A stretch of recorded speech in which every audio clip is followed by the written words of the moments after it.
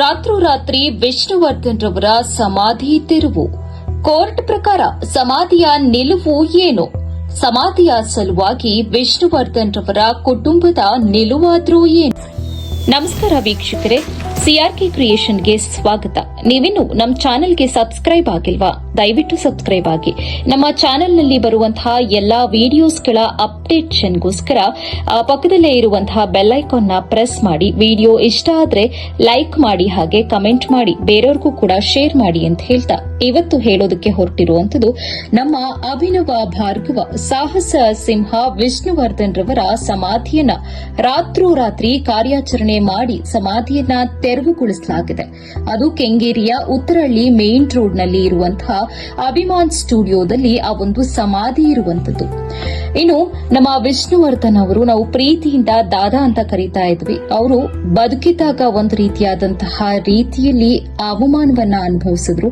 ಇನ್ನು ಸತ್ತ ನಂತರವೂ ಕೂಡ ಈ ಸಮಾಧಿ ತೆರವು ಹಾಗೆ ಹೀಗೆ ಅನ್ಕೊಂಡು ಮತ್ತೊಂದು ರೀತಿಯಾದಂತಹ ಅವಮಾನಕ್ಕೆ ಈಡಾಗ್ತಾರೆ ಅಂತಾನೆ ಹೇಳ್ಬೋದು. ಈಗ ಇದು ಯಾಕೆ ತೆರವಾಯಿತು ಅಂತ ನೋಡೋಣ ಬನ್ನಿ. ಆ ಒಂದು ಕಾರಣನ ತಿಳ್ಕೊಳ್ಳೋಣ. 2009 ಡಿಸೆಂಬರ್ 30ರಲ್ಲಿ ವಿಷ್ಣುವರ್ಧನ್ ಅವರು ವಿಧಿವಶರಾಗ್ತಾರೆ.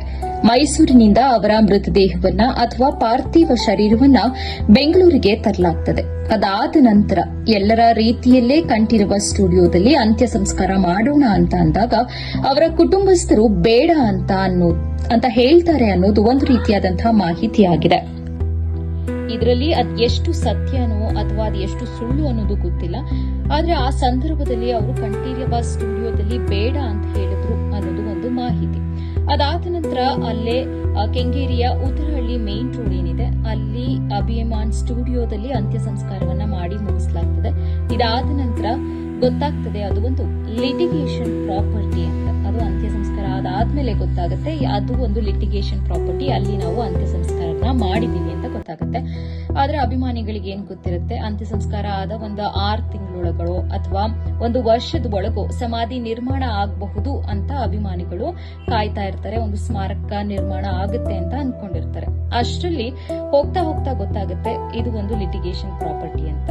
ಯಾವ ತರ ಲಿಟಿಗೇಷನ್ ಅಪ್ಪ ಅಂತ ಅಂದ್ರೆ, ನಮ್ಮ ಕನ್ನಡ ಚಿತ್ರರಂಗದ ಹಿರಿಯ ನಟರಾದ ಬಾಲಕೃಷ್ಣ ಅವರು ನಾವೆಲ್ಲ ನೋಡಿದ್ವಿ.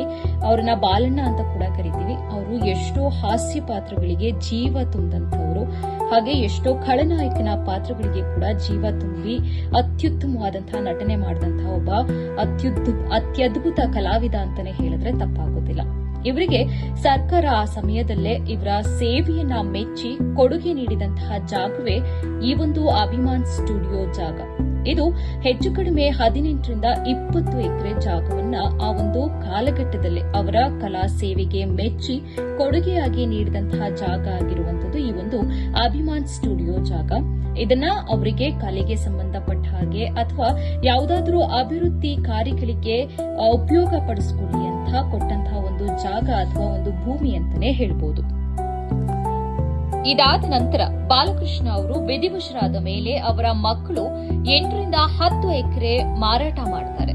ಅದಕ್ಕೆ ಸರ್ಕಾರ ಏನ್ ಮಾಡುತ್ತೆ, ನಾವು ಕೊಟ್ಟಂತಹ ಜಾಗವನ್ನ ಕಲೆಗೆ ಸಂಬಂಧಪಟ್ಟಂತೆ ಅಥವಾ ಅಭಿವೃದ್ಧಿಗೆ ಸಂಬಂಧಪಟ್ಟಂತೆ ಬಳಕೆಯನ್ನ ಮಾಡ್ಕೋಬೇಕು ಅನ್ನೋ ಒಂದು ಏನು ಕಟ್ಟು ನಿಲುವಿನಿಂದ ಕೊಟ್ಟಿರುತ್ತೆ ಅಲ್ವಾ. ಆದ್ರೆ ಇವರು ಈ ರೀತಿ ಮಾರಾಟ ಮಾಡಿಕೊಂಡು ಜೀವನ ನಡೆಸೋದು ತಪ್ಪಾಗುತ್ತೆ ಅಂತ ಅನ್ಕೊಂಡು ಸರ್ಕಾರವು ಕೂಡ ಕೋರ್ಟ್ನ ಮೆಟ್ಲೇರುತ್ತೆ.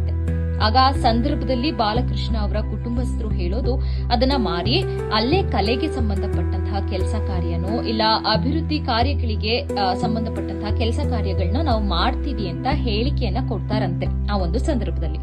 ಸೊ ಹಾಗಾಗಿ ಇದು ವಿಷ್ಣುವರ್ಧನ್ ಅವರ ವಿಧಿವಶರಾದಾಗ ಈ ಒಂದು ಕೇಸ್ ಕ್ಲಿಯರ್ ಆಗದೆ ಇನ್ನು ಕೋರ್ಟ್ ನಲ್ಲೇ ಇದ್ದಿದ್ದ ಕಾರಣ ಆ ಸಂದರ್ಭದಲ್ಲಿ ಆ ಒಂದು ಪ್ರದೇಶ ಏನಿದೆ ಅದು ಲಿಟಿಗೇಷನ್ ನಲ್ಲೇ ಇದ್ದಂತಹ ಒಂದು ಜಾಗ ಆಗುತ್ತೆ. ಅದರಲ್ಲೇ ನಾವು ಅಂತ್ಯ ಸಂಸ್ಕಾರನ ಮಾಡಿರ್ತಾರೆ. ಸೊ ಹೋಗ್ತಾ ಹೋಗ್ತಾ ಅದು ಲಿಟಿಗೇಷನ್ ಪ್ರಾಪರ್ಟಿ ಅಂತ ಗೊತ್ತಾದ ಮೇಲೆ ವಿಷ್ಣುವರ್ಧನ್ ಅವರ ಕುಟುಂಬಸ್ಥರು ಇದರ ಸಂಬಂಧ ಓಡಾಡೋದನ್ನ ಕೂಡ ಬಿಟ್ಬಿಡ್ತಾರೆ.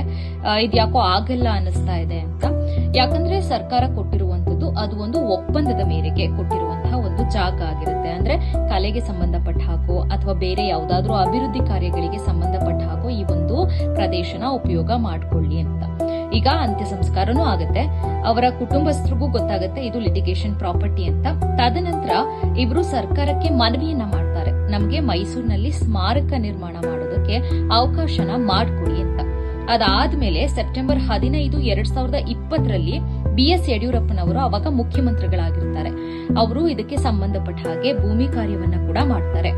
ಕಲಾಲವಾಡಿ ಅನ್ನೋ ಒಂದು ಏರಿಯಾದ ಪಕ್ಕದಲ್ಲಿ 2.75 ಎಕರೆ ಜಾಗವನ್ನ ಸರ್ಕಾರ ಘೋಷಣೆ ಮಾಡುತ್ತೆ ಇದಕ್ಕೆ ಸಂಬಂಧಪಟ್ಟ ಕಾರ್ಯವನ್ನ ಮಾಡೋದಕ್ಕೆ. ಹಾಗೆ ಆ ಜಾಗದಲ್ಲಿ ಸ್ಮಾರಕ ನಿರ್ಮಾಣ ಮಾಡೋದಕ್ಕೆ ಅಡಿಗಲ್ನ ಕೂಡ ಹಾಕಿ ಬರ್ತಾರೆ. ತದನಂತರ 2023 ಜನವರಿ 29ರಂದು ಆ ಒಂದು ಜಾಗದಲ್ಲಿ ವಿಷ್ಣುವರ್ಧನ್ ರವರ ಸ್ಮಾರಕ ಉದ್ಘಾಟನೆಯಾಗುತ್ತೆ. ಹೆಚ್ಚು ಕಮ್ಮಿ 600ಕ್ಕೂ ಹೆಚ್ಚು ಫೋಟೋಗಳು, ಅವರು ಬಳಸಿದಂತಹ ವಸ್ತುಗಳು, ಸಾಮಗ್ರಿಗಳು, ಅವರು ಯೂಸ್ ಮಾಡ್ತಾ ಇದ್ದಂತಹ ಕನ್ನಡಕಗಳು ಅವೆಲ್ಲವನ್ನ ಕೂಡ ಆ ಒಂದು ಜಾಗದಲ್ಲಿ ಇಟ್ಟು ಬರುವಂತಹ ಅಭಿಮಾನಿಗಳಿಗೆ ಅಲ್ಲಿ ಕೂತು ಅವರ ಒಂದು ಸವಿ ನೆನಪು ಮಾಡಿಕೊಳ್ಳೋದಕ್ಕೆ ಒಂದು ಸ್ಮಾರಕ ಕೂಡ ಅಲ್ಲಿ ನಿರ್ಮಾಣ ಆಗುತ್ತೆ.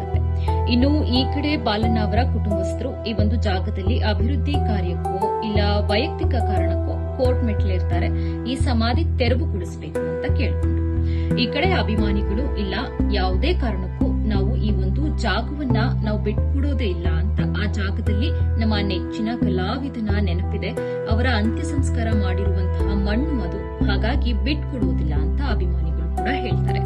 ಇಲ್ಲಿ ವಿಷ್ಣುವರ್ಧನ್ ಅವರ ಅಂತ್ಯ ಸಂಸ್ಕಾರ ಹಾಗೆ ಅವರ ಚಿತೆಗೆ ಅಗ್ನಿಸ್ಪರ್ಶವ ಮೂಲಕ ಏನ್ ಮಾಡಿದ್ದಾರೆ ಅಂತ್ಯ ಸಂಸ್ಕಾರ ಮಾಡಿರುವಂತದ್ದು. ಇದೇ ಒಂದು ಜಾಗದಲ್ಲಿ ಅವರ ಚಿತೆಗೆ ಅಗ್ನಿಸ್ಪರ್ಶ ಆಗದೆ, ಹಾಗಾಗಿ ನಾವು ಬಿಟ್ಕೊಡಲ್ಲ ಅಂತ ಅಭಿಮಾನಿಗಳು ಹೇಳ್ತಾರೆ. ಅದಾದ ನಂತರ ಅಲ್ಲೇ ಸಮಾಧಿನಲ್ಲಿದ್ದಂತಹ ಮಣ್ಣನ್ನ ತೆಗೆದುಕೊಂಡು ಹೋಗಿ ಮೈಸೂರಿನಲ್ಲಿ ಸಮಾಧಿಯನ್ನ ಕೂಡ ಮಾಡ್ಕೊಳ್ತಾರೆ ವಿಷ್ಣುವರ್ಧನ್ ಅವರ ಕುಟುಂಬಸ್ಥರು. ಅದಾದ ನಂತರ ಅಲ್ಲಿ ಪ್ರತಿಮೆಯನ್ನ ಕೂಡ ನಿರ್ಮಾಣ ಮಾಡ್ಕೊಳ್ತಾರೆ. ಹಾಗಾಗಿ ಈ ಒಂದು ಲಿಟಿಗೇಷನ್ ಪ್ರಾಪರ್ಟಿಗೆ ಫೈಟ್ ಮಾಡೋದು ಕೂಡ ನಿಲ್ಲಿಸ್ಬಿಡ್ತಾರೆ. ಆದ್ರೆ ಫೈಟ್ ಮಾಡೋಕೆ ಮುಂದೆ ಬಂದಿದ್ದು ಬರೀ ಅಭಿಮಾನಿಗಳು ಮಾತ್ರ. ಈಗ ಅಭಿಮಾನಿಗಳು ಏನ್ ಮಾಡ್ತಾರೆ, ಕೋರ್ಟ್ ಮೆಟ್ಲಿರ್ತಾರೆ. ಕೋರ್ಟ್ ಹೇಳುತ್ತೆ ಇದಕ್ಕೆ ಸಂಬಂಧಪಟ್ಟ ಹಾಗೆ ನೀವು ಏನಾಗಬೇಕು, ಈ ಒಂದು ಕೇಸ್ಗೆ ಸಂಬಂಧಪಟ್ಟ ಹಾಗೆ ನೀವುಗಳೆಲ್ಲ ಏನಾಗಬೇಕು ಅಂತ ಕೇಳ್ತಾರೆ. ಅವರು ನಾವು ಅಭಿಮಾನಿಗಳು ಅಂತ ಹೇಳ್ತಾರೆ. ನೀವು ಅಭಿಮಾನಿಗಳ, ಇದಕ್ಕೆ ಸಂಬಂಧಪಟ್ಟ ಹಾಗೆ ನಿಮಗೆ ಯಾವುದೇ ರೀತಿಯಾದಂತಹ ಹಕ್ಕು ಇಲ್ಲ. ಇದಕ್ಕೆ ಸಂಬಂಧಪಟ್ಟ ಹಾಗೆ ಫೈಟ್ ಮಾಡಬೇಕು ಅಂದ್ರೆ ಅವರ ಕುಟುಂಬಸ್ಥರು ಬರಬೇಕು, ಇಲ್ಲ ಸರ್ಕಾರ ತಲೆ ಕೆಡಿಸ್ಕೊಳ್ಬೇಕು ಅಂತ ಕೋರ್ಟ್ ಹೇಳುವಂತದ್ದು. ಇಲ್ಲಿ ಸರ್ಕಾರ ಕೂಡ ತಲೆ ಕೆಡಿಸ್ಕೊಳ್ಬಹುದಿತ್ತು. ಯಾವ ರೀತಿ ಅಂದ್ರೆ ಈ ಜಾಗವನ್ನ ಪರ್ಚೇಸ್ ಮಾಡಬಹುದಾಗಿತ್ತು ನಮ್ಮ ಒಂದು ಸರ್ಕಾರ, ಅದು ಜನರು ಕಟ್ಟುವಂತ ತೆರಿಗೆ ಹಣದಲ್ಲಿ ಪರ್ಚೇಸ್ ಮಾಡಬೇಕಾಗಿತ್ತು ಆ ಒಂದು ಜಾಗವನ್ನ. ಹಾಗೆ ಅಲ್ಲಿ ಒಂದು ಸ್ಮಾರಕ ನಿರ್ಮಾಣ ಮಾಡಿ ಕೊಟ್ಟಿದ್ರೆ ಪರ್ಚೇಸ್ ಮಾಡಿ ಅಭಿಮಾನಿಗಳು ಖುಷಿ ಪಡ್ತಾ ಇದ್ರು. ಆದ್ರೆ ಸರ್ಕಾರ ಏನ್ ಮಾಡ್ತು, ತಲೆ ಕೆಡಿಸ್ಕೊಳ್ಳಿಲ್ಲ. ಇನ್ನು ಹೋಗ್ತಾ ಹೋಗ್ತಾ ಸರ್ಕಾರ ಯಾವ ರೀತಿ ತೀರ್ಪು ಕೊಡ್ತು ಅಂದ್ರೆ ಈ ಒಂದು ಸಮಾಧಿಯನ್ನ ತೆರವುಗೊಳಿಸಿ ಅಂತ ಹೇಳೋದ್ರ ಜೊತೆಗೆ ಇದಕ್ಕೆ ಸಂಬಂಧಪಟ್ಟ ಹಾಗೆ ಅವರ ಕುಟುಂಬಸ್ಥರು ಯಾರು ಅಂದ್ರೆ ಬಾಲಣ್ಣ ಅವರ ವಂಶಸ್ಥರಿಗೆ ಬಿಟ್ಕೊಡಿ ಅಂತಾನು ಕೂಡ ಹೇಳ್ತು. ಇನ್ನು ಇದು ಕೋರ್ಟ್ ಕೊಟ್ಟಂತಹ ತೀರ್ಮಾನ ಆಗಿರುತ್ತೆ. ಅದಾದ ನಂತರ ಇನ್ನ ತೆರವುಗೊಳಿಸುವಂತಹ ಸಮಯ ಬಂದಾಗ ಅವರು ರಾತ್ರಿ ಸಮಯವನ್ನ ಆಯ್ದುಕೊಳ್ತಾರೆ. ಕಾರಣ ಏನಪ್ಪಾ ಅಂದ್ರೆ ಡೇ ಟೈಮ್ ನಲ್ಲಿ ಬಂದು ಏನಾದ್ರೂ ಕಾರ್ಯಾಚರಣೆ ಮಾಡಿದ್ರೆ ಅಭಿಮಾನಿಗಳು ಬಂದು ಸುತ್ತುವರಿತಾರೆ. ಹಾಗೇನಾದ್ರೂ ಆದ್ರೆ ಅಹಿತಕರ ಘಟನೆ ನಡೆಯುವಂತಹ ಸಾಧ್ಯತೆ ಕೂಡ ಇರುತ್ತೆ. ಇಲ್ಲಾಂದ್ರೆ ಅಭಿಮಾನಿಗಳು ಕೈ ಮೀರಿ ವರ್ತಿಸುವಂತಹ ಸಂದರ್ಭ ಕೂಡ ಬರಬಹುದು ಅನ್ನೋ ಒಂದು ಕಾರಣಕ್ಕೆ ಪೊಲೀಸ್ ಅವರು ಏನ್ ಮಾಡ್ತಾರೆ, ರಾತ್ರೋರಾತ್ರಿ ಹೋಗಿ ಆ ಒಂದು ಸಮಾಧಿಯನ್ನ ತೆರವುಗೊಳಿಸ್ತಾರೆ. ಇದು ಅಭಿಮಾನಿಗಳಿಗೆ ಆಗಿರುವಂತಹ ನೋವು ಅಂತಾನೆ ಹೇಳ್ಬೋದು. ಎಷ್ಟೋ ಜನ ಅವರನ್ನ ದೇವ್ರ ತರ ನೋಡಿರ್ತಾರೆ. ಅವ್ರಗಳಿಗೆಲ್ಲ ತುಂಬಾನೇ ಬೇಜಾರಾಗಿದೆ. ಸ್ಮಾರಕ ಎಲ್ಲಾದ್ರೂ ಇರಬಹುದು, ಇದೇ ಒಂದು ಜಾಗದಲ್ಲಿ ವಿಷ್ಣುವರ್ಧನ್ ಸರ್ ಅವರ ಒಂದು ಅಂತ್ಯ ಸಂಸ್ಕಾರ ಅಂದ್ರೆ ಅವರ ಒಂದು ಚಿತೆಗೆ ಅಗ್ನಿಸ್ಪರ್ಶ ಆಗಿರುವಂತಹದ್ದು, ಈ ಒಂದು ಜಾಗನ ಸರ್ಕಾರ ಮನಸ್ಸು ಮಾಡಿದ್ರೆ ಉಳಿಸ್ಕೋಬಹುದಿತ್ತು ಅನ್ನೋದು ಎಲ್ಲಾ ಅಭಿಮಾನಿಗಳ ಒಂದು ಅಭಿಪ್ರಾಯ ಆಗಿರುವಂತದ್ದು. ಇದಿಷ್ಟು ಸಮಾಧಿ ತೆರವುಗೊಳಿಸಿರೋ ಸಂಬಂಧ ಇರುವಂತಹ ಮಾಹಿತಿ ಅಂತಾನೆ ಹೇಳ್ಬೋದು. ಇದೇ ರೀತಿಯಾದಂತಹ ಮಾಹಿತಿಗಳ ನೀಡುವಂತಹ ಒಂದು ವಿಡಿಯೋಗಳಿಗಾಗಿ ದಯವಿಟ್ಟು ಸಬ್ಸ್ಕ್ರೈಬ್ ಮಾಡಿ. ಹಾಗೆ ಇನ್ಫಾರ್ಮೇಶನ್ ಇಷ್ಟ ಆದ್ರೆ ಲೈಕ್ ಮಾಡಿ, ಶೇರ್ ಮಾಡಿ, ಕಮೆಂಟ್ ಮಾಡಿ. Thank you.